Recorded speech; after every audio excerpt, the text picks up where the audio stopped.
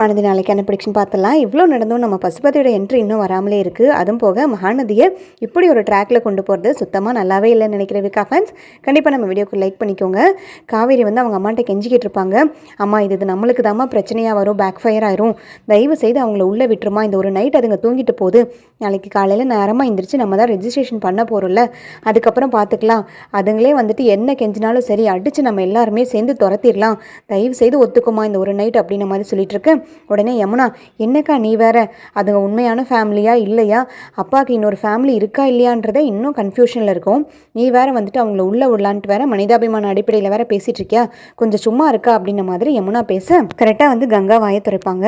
நீ கொஞ்சம் சும்மா இரு யமுனா, அவங்க சொன்னது எல்லாமே உண்மைதான், அவங்க நிஜ ஃபேமிலி தான், நம்ம கூட அப்பாவுக்கு இப்படி ஒரு ஃபேமிலி இருக்காதுன்னு மனசு ஓரத்தில் வந்துட்டு ஒரு நப்பாசையில் இருந்தோம்ல, அதை தயவு செய்து இந்த செகண்டை எல்லாரும் உங்கள் மனசுலேருந்து அழிச்சிருங்க, அந்த ஃபேமிலி 100க்கு 100 நம்ம அப்பாவோட ஃபேமிலி தான், அது கன்ஃபார்ம் ஆகிடுச்சு அப்படின்ற மாதிரி சொல்ல உடனே சாரதா இருந்துட்டு, என்ன கங்கா சொல்கிற, என்ன கன்ஃபார்ம் ஆச்சு, யார் சொன்னா உனக்கு அப்படின்ன மாதிரி கேட்க, என்னம்மா ஏமா அதை கேட்குற, என்கிட்ட தயவு செய்து அதை என்கிட்ட கேட்காதம்மா, நான் கேட்டால் கொலை வெறியாயிடுவேன், இதெல்லாமே தெரிஞ்சுக்கிட்டு மாமா நம்மக்கிட்ட சொல்லாமல் இருந்திருக்காரு தெரியுமா அப்படின்ன மாதிரி சொல்ல உடனே யாரடி சொல்கிற, குமரன் தம்பியவா சொல்கிற, அவருக்கு இந்த விஷயம் முன்னாடியே தெரியுமா அப்படின்ன மாதிரி சாரதா கேட்க காவேரிக்கு ரொம்ப ஷாக் ஆயிரும்.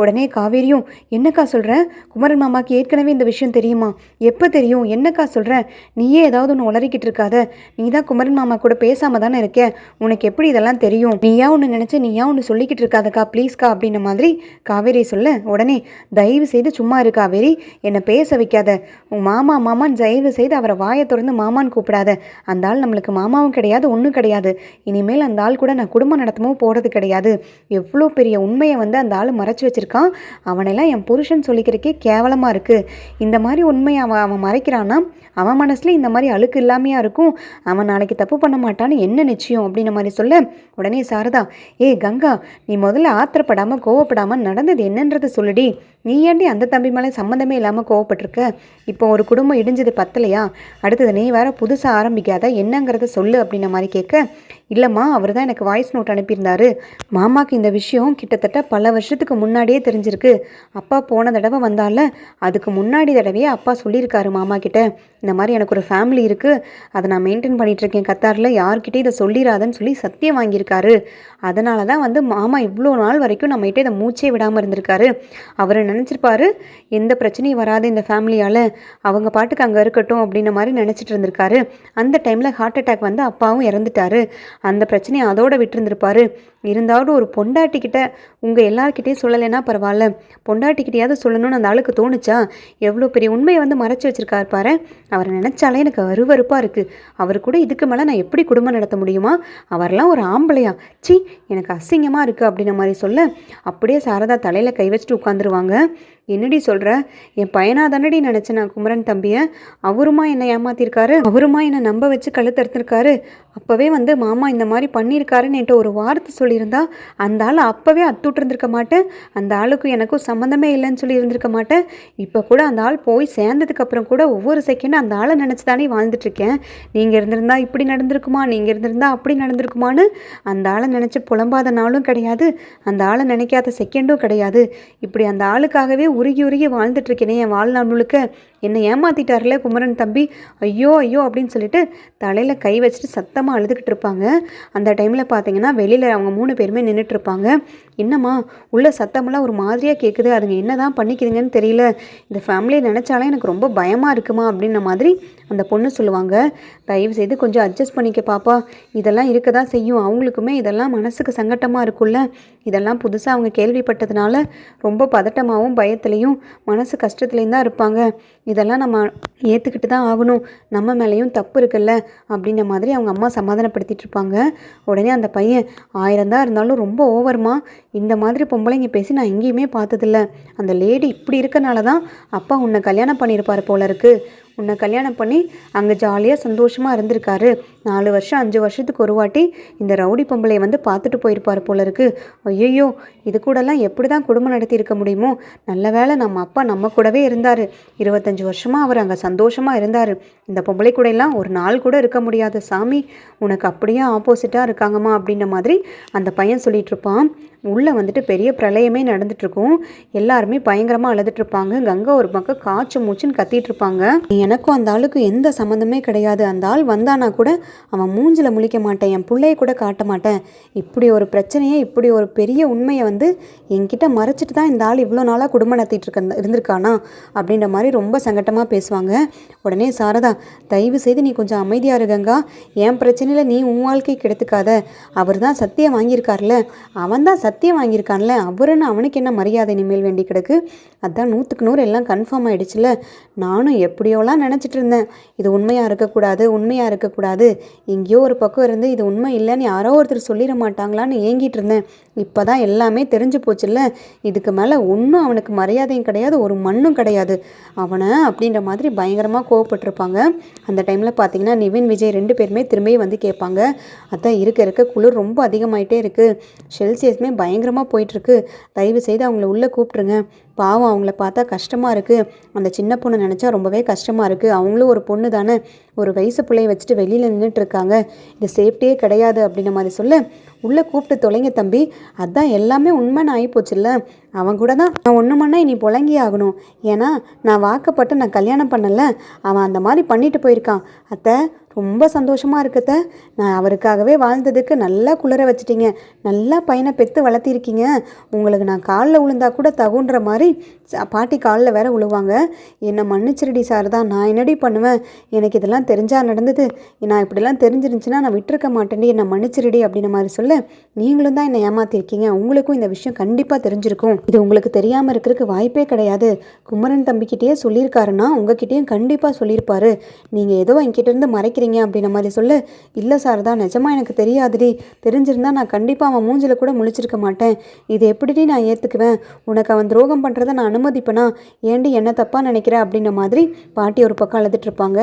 உடனே விஜய், அத்தை தயவு செய்து இந்த ஒரு நைட்டு மட்டும் அட்ஜஸ்ட் பண்ணிக்கலாம் அத்தை, அவங்கள கூட்டிகிட்டு வந்து அந்த ரூமில் படுக்க வச்சிடலாம், காலையில் தான் நம்ம நேரமாக எந்திரிச்சு போய் ரெஜிஸ்ட்ரேஷன் பண்ண போகிறோம்ல, மேற்கொண்டு எல்லாமே நம்ம பார்த்துக்கலாம் அப்படின்ற மாதிரி விஜய் கேட்க, என்னமோ பண்ணுங்க, அதுங்க மூஞ்சில் முழிக்கிறதுக்கு கூட நான் தயாராக இல்லை, நான் அந்த ரூமுக்கு போகிறேன்னு சொல்லிட்டு சாரதா போயிடுவாங்க.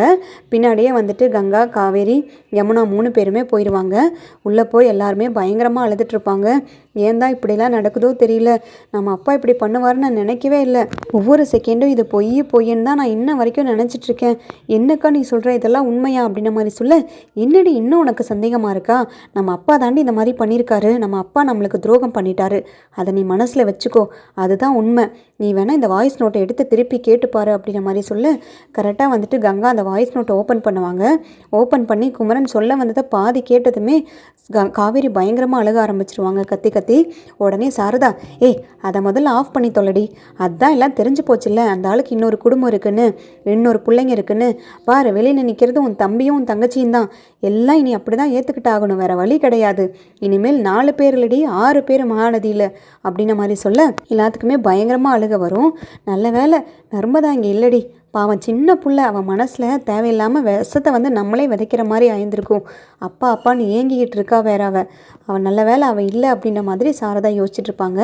அந்த டைமில் பார்த்தீங்கன்னா விஜயும் நிவினும் அவங்கள வெளியில் இருக்கவங்கள, தயவு செய்து உள்ளே வந்து நீங்கள் படுத்துக்கோங்க, எந்த பிரச்சனையும் மேற்கொண்டு பண்ணிடாதீங்க, எல்லாருமே ரொம்ப இடிஞ்சு போயிருக்காங்க, இதுக்கு மேலே அவங்கள நோகடிக்கிறதுக்கு ஒன்றுமே கிடையாது, ஒரு குடும்பமே எப்படியோ இருந்து எப்படியோ ஆயிட்டாங்க அப்படின்ற மாதிரி சொல்ல, நாங்கள் எந்த பிரச்சனையும் பண்ண மாட்டோம் தம்பி, நாங்கள் எதுக்காக பிரச்சனை பண்ணுறோம், நாங்கள் எப்பவும் பொறுமையாக தான் இருப்போம், ஆனால் அந்த அம்மா தான் தம்பி அப்படிலாம் பேசுகிறாங்க, எங்களுக்கு அவங்கள பார்த்தா தான் பயமாக இருக்குது அப்படின்ற மாதிரி சொல்ல, உடனே விஜயும் நிவினும் தயவு செய்து நீங்கள் உள்ளே போங்க, எதுவுமே பேசாதீங்க அப்படின்ற மாதிரி அந்த ரூமுக்கு கூட்டிகிட்டு போய் படுக்க வச்சுருவாங்க.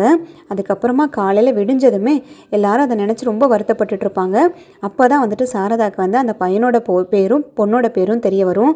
பார்த்தீங்களா அத்தை, உங்ககிட்டையும் ஏமாந்துட்டேன், உங்கள் பையன்கிட்டையும் ஏமாந்துட்டேன், மொத்த பேருக்கிட்டையும் ஏமாந்துட்டேன், இன்றைக்கி பசுபதி வந்து என்னை என்னென்னலாம் கேள்வி கேட்க போகிறானோ தெரியல, அந்த ஆள் இன்னும் வராமல் இருக்கானே, அவன் வந்தால் தான் இன்னும் ஆட்டை களை கட்டும், அவன் என்னை பார்த்து என்னென்னலாம் கேவலமாக பேசுவான் தெரியுமா? என் பிள்ளைங்களை பார்த்து எவ்வளோ அசிங்கமாக கேள்வி கேட்பான் தெரியுமா? அவன்கிட்ட கெத்தாக, அவன் முன்னாடி கெத்தாக நெஞ்சை நிமித்திட்டு இவ்வளோ நாள் வாழ்ந்து காட்டியிருக்கேன். என் புள்ள காவேரி எப்படி சண்டைக்கு போவான் அவன்கிட்ட ஆம்பளை மாதிரி. இப்போ அதெல்லாம் பண்ண முடியுமா?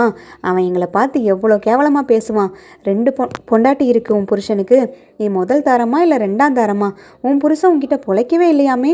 25 வருஷமாக வேற ஒருத்திக்கிட்ட தான் பொழைச்சிக்கிட்டு இருந்தானாமே. 2 பிள்ளைங்க இருக்கா. சாரதா அப்படி எப்படின்னு சொல்லிட்டு அவன் வாயிலிருந்து இன்னதுன்னு வராது. அந்த மாதிரி என்னை தூக்கில் மாட்டிக்கிற மாதிரி கேள்வி கேட்பான். அதெல்லாம் பார்த்துக்கிட்டு நான் சும்மா தான் இருக்கணும். ஏன்னா உங்கள் பையனை கல்யாணம் பண்ணி 4 குழந்தைங்களை பெற்றிருக்கல்ல, அதுக்கு இதுவும் வேணும், இதுக்கு மேலேயும் எனக்கு வேணும். இதெல்லாம் என் தலையெழுத்தத்தை. அதுவும் போக இன்னொரு விஷயம் தெரியுமா? அந்த பையன் பேர் கிருஷ்ணாவாமா, அந்த புள்ள பேர் சிந்துவாமா. எப்படி பேர் வச்சுருக்கான் பார்த்தீங்களா உங்கள் பையன்? எத்தனை நதி தான் இன்னும் எங்கெங்கே ஓடுதுன்னு தெரியல. அவனை என் வாழ்நாள் முழுக்க மறக்க மாட்டேன். நான் அவன் கூட பொழைச்சதுக்கு சரியான ஒரு இதாக தான் கொடுத்துட்டு போயிட்டான். அந்த ஆள் நல்லாவெல்லாம் சாக கிடையாது. பார்த்தீங்கல்ல, இங்கே வந்து அந்த பொம்பளைக்கிட்ட கூட சாக கிடையாது. இங்கே தானே வந்து உயிர் போச்சு. அவன்லாம் நல்லா வாழ்கிறதுக்கான தகுதியும் கிடையாது, அவனுக்கு நேரமும் கிடையாது. அதனால தான் அந்த கடவுளை அவனை சீக்கிரமாக கூப்பிட்டுக்கிட்டான். அதெல்லாமே நல்லதுக்குன்னு நான் நினச்சிக்கிறேன். இல்லைன்னா என்ன பண்ணியிருக்க போகிறான்? நீ ஒரு 10 வருஷமோ இல்லை ஒரு 15 வருஷமோ அவங்க கூட வாழ்ந்திருப்பான். அது போக அவன் சொல்லியிருக்கான் அந்த பொம்பளைக்கிட்ட, சொத்து வாங்கியிருக்கேன், எஸ்டேட் வாங்கியிருக்கேன், வீடு வாங்கியிருக்கேன்னு. உங்கள் பையன் அவங்களுக்காக இது வரைக்கும் எதுவுமே வாங்காமல் தான் இருந்திருப்பானா? அந்த பொம்பளை சொல்கிற மாதிரி இவ்வளோ நாள் அவள் சும்மா தான் குடும்பம் நடத்திட்டு இருந்தாலும் இதெல்லாம் என்னத்தை நான் எங்கே போய் சொல்கிறதுன்னு தெரியலன்னு சொல்லிட்டு தலையாக அடிச்சுக்குவாங்க. அந்த டைமில் பார்த்தீங்கன்னா, அத்தை தயவு செய்து கொஞ்சம் ரிலாக்ஸ் ஆகுத்த, திரும்ப நீங்கள் இப்படியே பேசிக்கிட்டு இருந்தீங்கன்னா, இதை பற்றியே யோசிச்சுட்டு இருந்தீங்கன்னா அடுத்தது நம்ம ஒன்றுமே பண்ண முடியாது. நீங்கள் ஸ்ட்ரென்த்தாக இருந்தீங்கன்னா தான் காவேரி, கங்கா, யமுனா எல்லாருமே ஸ்ட்ரென்த்தாக இருப்பாங்க. இவங்க 2 பேரும் இப்போ ப்ரெக்னெண்ட்டாக இருக்கிற டைமில் திரும்ப அந்த ப்ராப்ளமை பேசி ஸ்ட்ரெஸ் பண்ணி விட்டா குழந்தை நல்லபடியாக பிறக்காதத்தை, ப்ளீஸ் அதெல்லாம் யோசிச்சு பாருங்கள் அப்படின்ற மாதிரி விஜய் ரொம்ப ரெக்வஸ்டடாக கேட்க, இதெல்லாம் என் தலையெழுத்து தம்பி. என் பிள்ளைங்க மாசமானதுலேருந்தே சந்தோஷமாக இருக்க கிடையாது. ஒவ்வொரு பிரச்சனையாக மாறி வந்துக்கிட்டு தான் இருக்குது. நீங்கள் காவேரியை பாருங்கள், அவள் மாசமாக இருக்கிறது சொன்னதே லேட்டாக தான் சொன்னான். அதுக்கப்புறம் அவளுக்கு 4 நல்லதாக சமைச்சு போடணும், அவள் நல்லா பார்த்துக்கணும், அவளை அப்படி வச்சுக்கணும் இப்படி வச்சுக்கணும்னு நான் யோசிச்சா கூட அதெல்லாம் நடக்க முடியாது போல இருக்குது. அந்த கடவுள் ஏன் தான் என்னை இப்படி சோதிக்கிறானோ தெரியல. காலம் போன கடைசியில் இப்படி ஒரு உண்மையை எடுத்துகிட்டு வந்து உடச்சி விட்ருக்கான் பார்த்தீங்களா? நீ சாகும்போதாவது இதை தெரிஞ்சுக்கிட்டு சாகுன்னு தான் எனக்கு கடவுளாக பார்த்து இதெல்லாம் தெரிய வச்சுருக்கான் போல இருக்குது அப்படின்ன மாதிரி சொல்ல, அத்தை வருத்தப்படாதீங்க அத்தை, தயவு செய்து நம்ம ரெஜிஸ்ட்ரேஷன் போகிறதுக்காக எல்லா அரேஞ்ச்மெண்ட்ஸும் பண்ணுவோம் அப்படின்ன மாதிரி சொல்லிவிட்டு, அதுங்க தான் உள்ளே இருக்குல்ல, அதுங்களை மீறி எப்படி தம்பி பண்ண முடியும்? அதுங்க மோப்பம் முடிக்கிறதுக்காக தான் இங்கே வந்து உட்காந்துருக்கு. இப்போ கூட நம்ம பேசுகிறதெல்லாம் அதுங்க கவனிச்சுக்கிட்டு இருக்குமோ தெரியல அப்படின்ன மாதிரி சொல்ல, இல்லைத்த, அந்த பொண்ணெல்லாம் பார்த்தா ரொம்பவே பாவமாக இருக்குது, சின்ன பொண்ணாக வேறு இருக்குது, இன்னும் சாப்பிடாமல் எதுவுமே பண்ணாமல் நம்ம இங்கே இருக்கோன்றதுக்காக அந்த ரூமை விட்டே வெளியில் வராமல் தான் இருக்காங்க அப்படின்ன மாதிரி சொல்ல, அதுங்களை பாவம்னு சொன்னால் என்ன தம்பி சொல்கிறது? இத்தனை வருஷமும் என் வாழ்க்கையவே நான் இழந்துட்டேன் அப்படின்ன மாதிரி சொல்ல, புரியுதத்தை, நம்ம மெதுவாக வந்துட்டு அவங்கக்கிட்ட ஒரு 2 hours மட்டும் வெளியில் போங்க, நாங்கள் வேறு வேலை இருக்குன்னு சொல்லி கேட்டு பார்ப்போம் அப்படின்ன மாதிரி சொல்ல, கரெக்டாக அந்த டைமில் 3 பேருமே எந்திரிச்சு வெளியில் வந்து ஹாலில் உட்காந்துருப்பாங்க. அந்த டைமில் பார்த்தீங்கன்னா காவேரி போய் மெதுவாக கேட்பாங்க, நீங்கள் ஒரு 2 hours மட்டும் வெளியில் போயிட்டு வர முடியுமா? எங்களுக்கு ஒரு வேலை இருக்குது, அந்த வேலையை முடிச்சுட்டு சொல்கிறோம், அதுக்கப்புறமா நீங்கள் உள்ளே வாங்க அப்படின்ன மாதிரி சொல்ல, உடனே அந்த பையன் ஆரம்பிச்சிருவான், என்ன வேலை? 2 hour மட்டும் நீங்கள் எதுக்காக வெளியில் போகணும்? நீங்கள் வெளியில் போனால் நாங்கள் ஏன் இங்கே இருக்கக்கூடாது? நாங்கள் இங்கே இருந்துருக்குறோமே அப்படின்ன மாதிரி சொல்ல, உடனே காவேரி விஜயும், இல்லைங்க, நாங்கள் ரூம் லாக் பண்ணி எடுத்துகிட்டு தான் போகணும், ஏன்னா ஒரே ஒரு கீ மட்டும்தான் இருக்குது, இப்போ நாங்கள் ஓப்பன் பண்ணி விட்டுட்டு போக முடியாது இல்லையா?